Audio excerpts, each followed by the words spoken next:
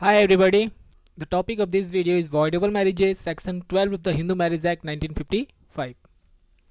What is voidable marriage? Voidable marriage क्या होता है उसे समझ लेते हैं. A marriage which can be annulled or avoided at the option of one or both the parties is known as voidable marriage. वो marriage जो कि अनल या अवॉइडेड किया जा सकता है, वन मीन्स आइदर हस्बैंड या फिर हस्बैंड एंड वाइफ दोनों के द्वारा, तो वो मैरिज क्या हो जाएगा, वॉइडेबल मैरिज हो जाएगा.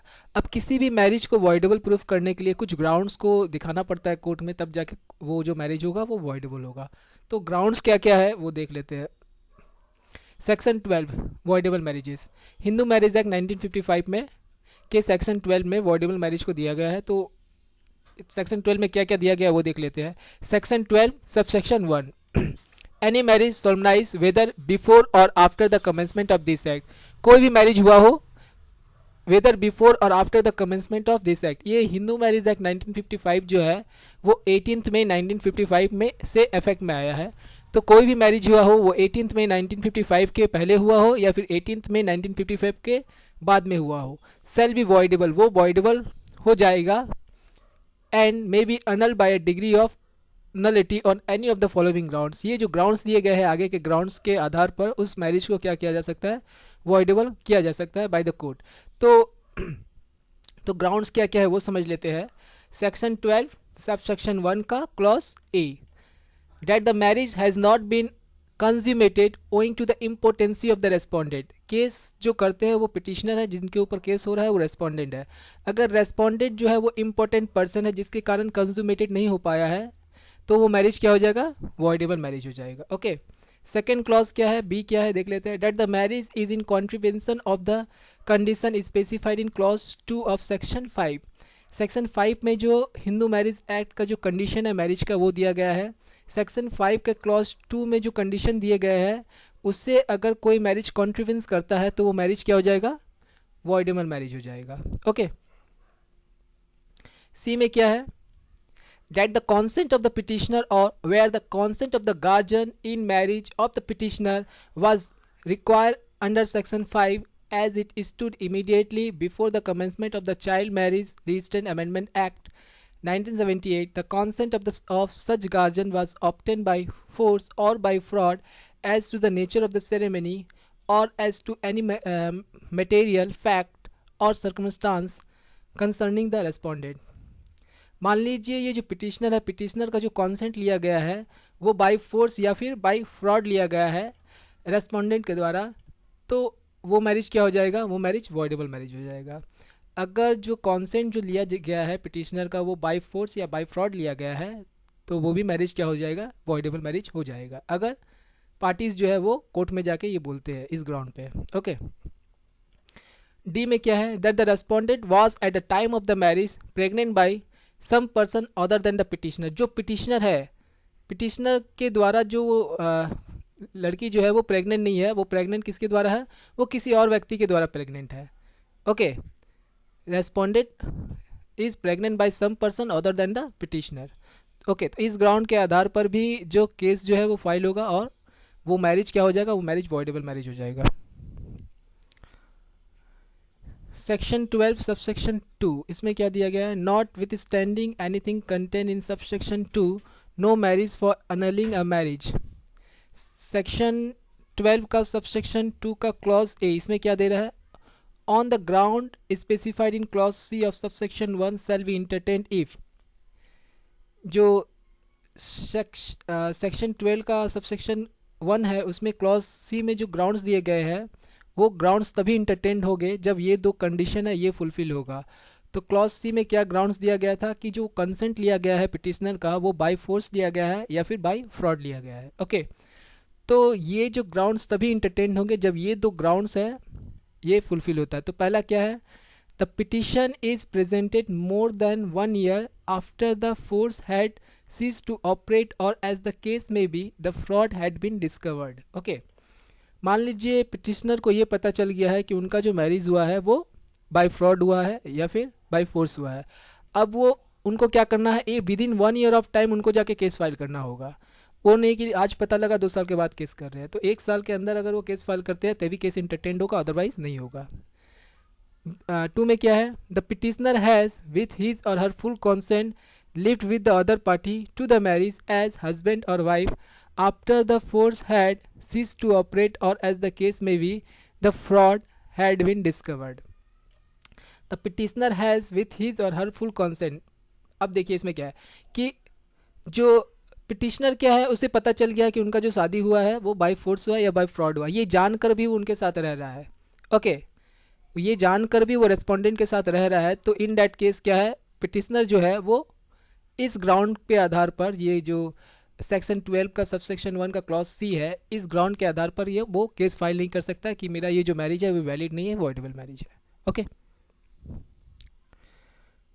बी में क्या है देख लेते हैं।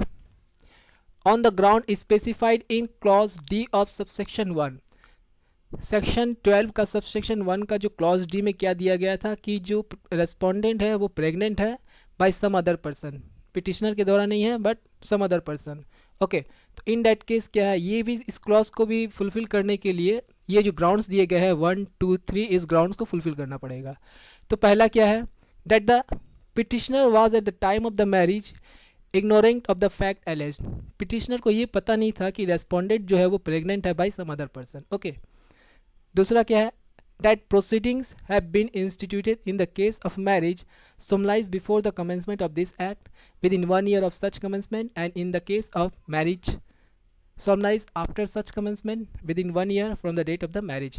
ये जो पता लग गया है, ये पता लग जाने के 1 साल के अंदर ही उसे केस करना पड़ेगा। Okay that marital intercourse with the consent of the petitioner has not taken place since the discovery by the petitioner of the existence of the said ground। मान लीजिए पिटिशनर को ये पता चल गया कि रेस्पोंडेंट जो है वो प्रेग्नेंट है बाय सम अदर पर्सन, अब ये वो उसको ये पता है, अब ये जानकर भी वो क्या कर रहा है, अपने वाइफ के साथ जो है सेक्सुअल इंटरकोर्स कर रहा है, उसे पता चल गया कि मेरी वाइफ जो है प्रेग्नेंट है किसी और व्यक्ति के द्वारा, इसके बाद भी वो उसके साथ सेक्सुअल इंटरकोर्स कर रहा है। तो इन डैट केस वो क्या कर सकता है, इस ग्राउंड के आधार पर इस मैरिज को क्या नहीं बोल सकता है कि ये मैरिज वॉइडेबल मैरिज है। क्यों, ठीक है, उन्हें पता लग जाने के बाद जो है वो अपने वाइफ से सेक्सुअल इंटरकोर्स नहीं करेगा। अगर वो सेक्सुअल इंटरकोर्स कर लेता है तो इन डैट केस जो है इस ग्राउंड के आधार पर सेक्शन 12 का सबसेक्शन 1 का क्लॉज डी जो दिया गया है कि रेस्पोंडेंट जो है वो प्रेग्नेंट है बाय सम अदर पर्सन, इस ग्राउंड के आधार पर वो मैरिज को वॉइडेबल मैरिज प्रूफ नहीं कर पाएगा। ओके अब इंपॉर्टेंट पॉइंट क्या है वॉइडेबल मैरिज में, वो ये देख लेते हैं। These marriages are not void ab initio, they are valid until declared otherwise. ये जो मैरिज है वॉइडेबल मैरिज क्या होता है, वो from the very beginning void नहीं होता है। Okay are not void ab initio, from the very beginning ये इलीगल मैरिज नहीं होता है। दे आर वैलिड, ये वैलिड रहता है अंटिल डिक्लेयर अदरवाइज, जब तक कि कोर्ट उस मैरिज को वॉइडेबल ना प्रूफ कर दे। पिटिशनर क्या करेगा, कोर्ट में जाके केस करेगा इस ग्राउंड के आधार पर, कोई भी ग्राउंड दे। अब कोर्ट ग्राउंड को देखेगी, देखने के बाद कोर्ट क्या करेगी, डिग्री पास करेगी, हाँ ये जो मैरिज है ये वॉइडेबल मैरिज है, उस तभी से ये मैरिज वॉइडेबल होगा, तभी से ये मैरिज इलीगल होगा। बिफोर डैट मैरिज जो है वो वैलिड ही रहेगा। Okay court changes its status from valid to void, सिर्फ कोर्ट ही जो है ये जो मैरिज है वॉइडेबल मैरिज का स्टेटस को चेंज कर सकता है वैलिड से वॉइड में। Okay only aggrieved party can move to court in case of voidable marriage. Voidable marriage में क्या होता है, सिर्फ हस्बैंड या वाइफ ही जाके कोर्ट में केस कर सकते हैं। ओके कि मैरिज जो है वो वॉइडेबल मैरिज है।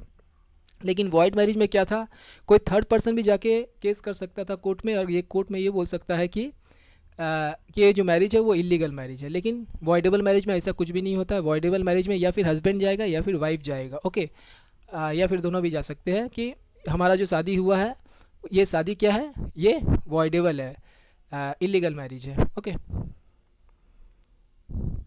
इसमें इंपॉर्टेंट केस क्या है, Yuvraj Digvijay Singh versus Yuvrani Pratap Kumari 1917 year 137। Supreme Court held that non consummation of marriage can't be equated with impotency. Okay इस केस में सुप्रीम कोर्ट ने ये बताया है कि मान लीजिए जो हस्बैंड एंड वाइफ के बीच में सेक्सुअल इंटरकोर्स हुआ ही नहीं हुआ है, अब वाइफ जाके कोर्ट में केस कर दे रही है कि मेरा जो हस्बैंड है वो इम्पोर्टेंट पर्सन है। तो सुप्रीम कोर्ट इसमें बताया है कि अगर कोई केस कर रहा है तो केस जब वो फाइल कर रहा है तो उसे ये भी प्रूफ करना पड़ेगा कि उनका बीच में जो सेक्सुअल इंटरकोर्स हुआ है। आप सेक्सुअल इंटरकोर्स होने के बाद ही ये बोल सकते हैं कि वो व्यक्ति इंपॉर्टेंट पर्सन है। अगर सेक्सुअल इंटरकोर्स ही नहीं हुआ, कोई कंज्यूमेशन हुआ ही नहीं, आप जाके बोल दे रहे ये व्यक्ति इंपॉर्टेंट है, तब कोर्ट आपके केस को एंटरटेन नहीं करेगी। ओके, तो इंपॉर्टेंसी प्रूफ करने के लिए कंज्यूमेशन का होना जरूरी है। ओके, अगर आपको मेरा वीडियो पसंद आ गया तो मेरे इस वीडियो को लाइक कर दीजिए, शेयर कीजिए और मेरे इस चैनल को सब्सक्राइब कर लीजिए। मैं इन फ्यूचर काफ़ी सारे वीडियो अपलोड करूँगा और मैंने अब तक जितने भी वीडियो बनाया है उनका PDF मैं अपने टेलीग्राम ग्रुप में अपलोड कर लिया है, वहाँ से जाकर ले सकते हैं। टेलीग्राम का लिंक मैंने डिस्क्रिप्शन में दे दिया है। And thank you so much for watching my video. Thank you.